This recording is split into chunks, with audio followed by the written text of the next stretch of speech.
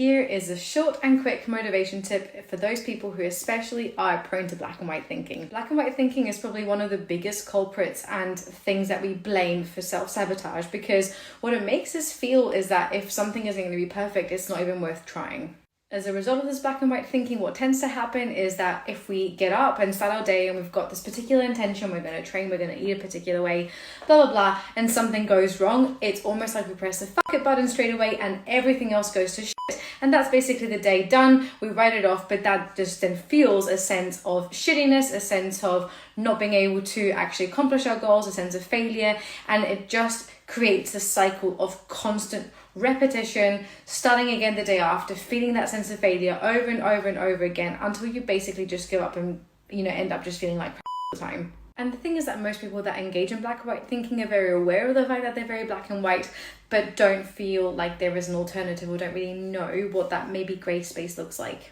So instead of thinking it as black or white, what I'm going to encourage you to do is to think about your day from a 0 to 10 perspective. So let's just assume that you're aiming to have a 10 out of 10 day, but things start to go wrong and you realize that you're maybe going to have like a 4 out of 10 day.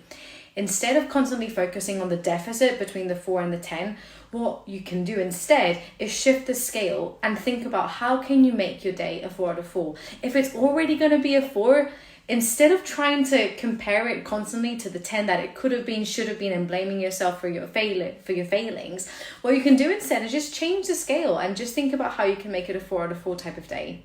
What that then allows you to do is to think about actually what's the best that you can do with the current circumstance and what's the best way in which you can show up in that given moment. And it also allows you to kind of be very specific about what a 4 out of 4 looks like. If you're having a really rubbish day and things haven't gone to plan, actually what's the best that you can do in that given moment, and how can that at least move you slightly further or closer towards the things that are important to you, rather than keeping you stagnated or keeping you pulling back if you just decide to press a button and not do anything at all. So the next time that you wake up with grandiose plans of smashing the day and it actually turns out to be a load of shit and it doesn't go to plan, rather than pressing the button, what I'm going to encourage you to do is think about, okay, whereabouts is my day today from a 0 to 10,